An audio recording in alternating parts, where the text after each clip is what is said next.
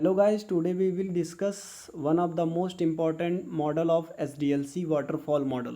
Okay, this is the model of SDLC software development life cycle, and this model is called waterfall model. Today we will discuss about waterfall model. The waterfall model was first process model to be introduced. It is also referred as a linear sequential life cycle model. It is very simple to understand and use. In a waterfall model, each phase must be complete before the next phase can be begin, and there is no overlapping in the phase. The waterfall model is earliest SDLC approach that was used for software development. The waterfall model illustrates the software development process in a linear sequential flow. This means that any phase in the development process being only if the previous phase is completed. Okay, in the waterfall model the phase do not overlap. This is most important thing. In the waterfall model, phase do not overlap. Okay, so what is waterfall model design? The waterfall model approach was the first SDLC model to be used widely in software engineering to ensure success of the project. In the waterfall approach, the whole process of the software development is divided into separate phases. In this waterfall model, typically the outcome of one phase act as the input for next phase sequentially. In the following illustration, a representation of different phases of waterfall model are given. Okay, let's see the figure. This is the figure. So in the waterfall model, first is requirement analysis, and next stage is system design, and after system design next is implementation. After implementation we do testing. Okay, after testing we deploying the software, and after the deploying we maintain the software, and all node are connected to the maintenance. Means every can be maintained, every one stage can be maintained, means testing, deployment, implementation, requirement, etc. Okay, so discuss let's discuss about more. The sequential phase in waterfall model are requirement gathering and analysis. First stage is requirement gathering and analysis.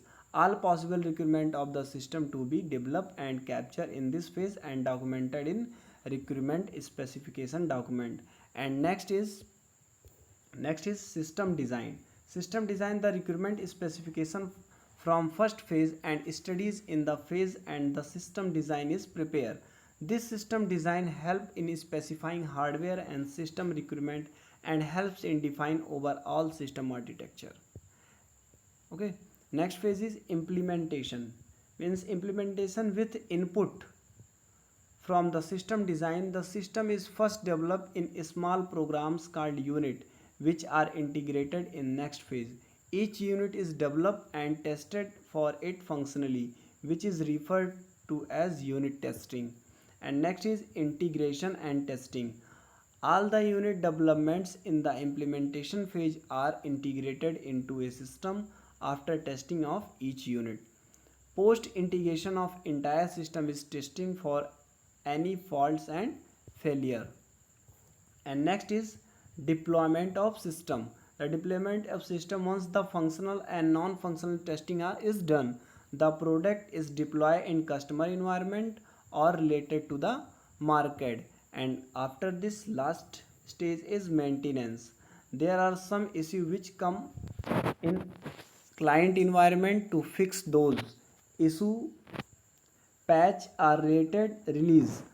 Also to enhance the product, some better version or release maintenance is done to deliver these changes in the customer environment. Means all these phases are cascaded to each other in progress, is seen as flowing steadily downward like waterfall through the phase. The next phase is started only after defining set of goal achieved for previous phase, and it is sign off. So the name waterfall model. In this model phase do not overlap. This is most important thing. Viva teacher always ask Is waterfall model are overlapping phase? No. Okay, let's move. Waterfall model application. Every software development is different, required suitable. SDLC means software development lifecycle approach to follow based on internal and external factors. Some situation where the use of waterfall model is most appropriate, where requirements are very well documented, clear or fixed. Product define is stable. Technology is understood and not dynamic. There are no ambiguous requirement. Ample resource and required expertise and available to support the product. The project is short. Means as waterfall model are used for short project. Okay. Waterfall model advantage. There are many advantage of waterfall model. If we discuss, first is it is simple and easy to understand and use, easy to manage due to rigidity of the model. Each phase has a specific deliverable and review process. Phase are processed and complete at one time. Work well for smaller project where requirements are very well understood. Clearly define stage and well understood milestone, easy to arrange task, process and result are well documented.